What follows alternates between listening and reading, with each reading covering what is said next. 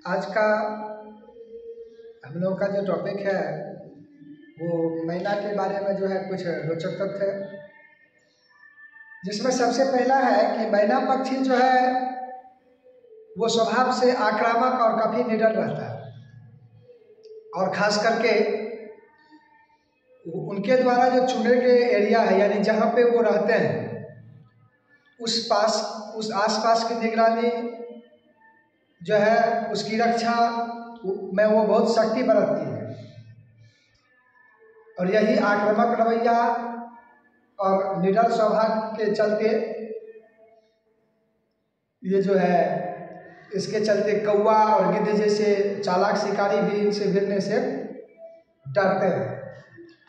उसके बाद अगर इससे पहले इसका इतिहास देखा जाए तो प्राचीन काल में ग्रीस देश में जो है इसको बहुत ही कुलीन और बहुत ही अच्छा जो है इसको पक्षी के रूप में माना जाता था।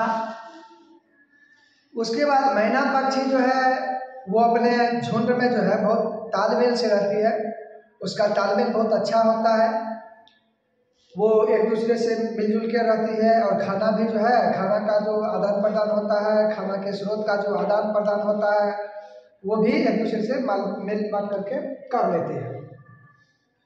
उसके बाद इन पक्षियों से भी हम लोगों को भी एक फायदा है, वो फायदा ये है कि खेत में जो कीड़े होते हैं उस कीड़ों को ये खा जाती है, यानी दूसरे शब्द में बोले तो ये कीड़ों से खेतों की रक्षा करती है।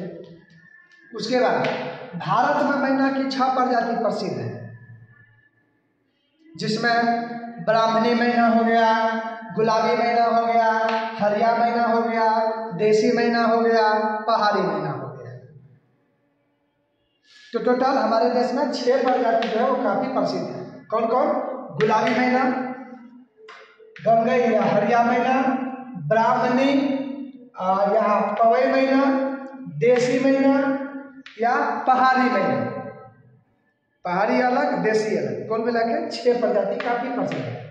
उसके बाद मादा मैना जो होती है वो प्रजनन के बाद 2 से लेकर के 6 अंडे तक मात्र देती है, राइट।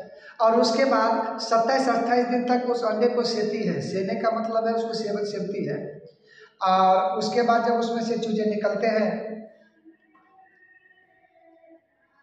तो जब तक उड़ना ना सीख जाए या अपना भरण पोषण ना सीख जाए तब तक जो है वो मादा या नर मैना जो है वो उसके पास रहेगा, और जैसे ही वो सीख गया तो वो उसको छोड़ के चला जाएगा। उसके बाद एक प्रजाति आती है मैना की, वो बाली प्रजाति। क्या बात प्रजाति? बाली प्रजाति की मैना। तो वो मैना जो है बहुत दुर्लभ है, वो बहुत कम बच गया था, यानी अगर पक्षी वैज्ञानिकों के हिसाब से माने तो वर्ष 2018 तक जो है इसकी संख्या केवल 100 तक ही बची थी। उसके बाद मैना पक्षी को गलती से कुछ चीज़ नहीं देना है, जैसे कि वो चीज़ इसके लिए जहर होता है, इसीलिए जैसे कि मान लीजिए आप एवोकाडो नहीं देना है, जैसे चॉकलेट्स नहीं देना है, डेयरी प्रोडक्ट्स नहीं देना है, इत्यादि ये सब चीज़ें नहीं दीजिए। ये उसके लिए किसका काम करता है? विष का काम कर जाएगा और इससे उसकी मौत भी हो सकती है। उसके बाद ये जो है पारंपरिक घोंसले के तुलना में कृत्रिम घोंसला जो है उसका उपयोग ये ज़्यादा करता है। आप कृत्रिम घोंसला नहीं समझते होंगे, तो पारंपरिक घोंसला, जैसा कि मैंने भी बात किया कि मैना जो है अपने बच्चे को सब कुछ जब सिखा देती है तो वो उड़ जाती है, छोड़ देती है उस घोंसले को, तो वो फिर जाके कोई दूसरा घोंसला बनाएगा अपना।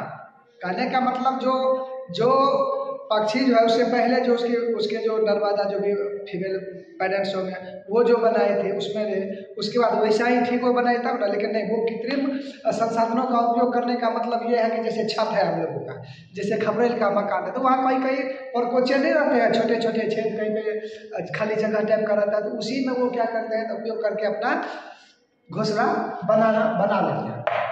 उसके बाद मैना पक्षी को एशिया का जो है वो राज्य की एशिया का जो है ये चिड़िया का देसी चिड़िया कहा जाता है, सॉरी देसी चिड़िया कहा जाता है।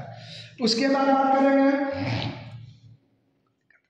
उसके बाद पक्षी निरीक्षण में यह भी सॉरी इसकी प्रजाति जो है अलग अलग है, और अलग अलग प्रजाति के अनुसार जो है इसका आयु भी अलग अलग निर्धारित है। इसकी जो आयु की अगर बात करें एक्चुअली तो वो आपको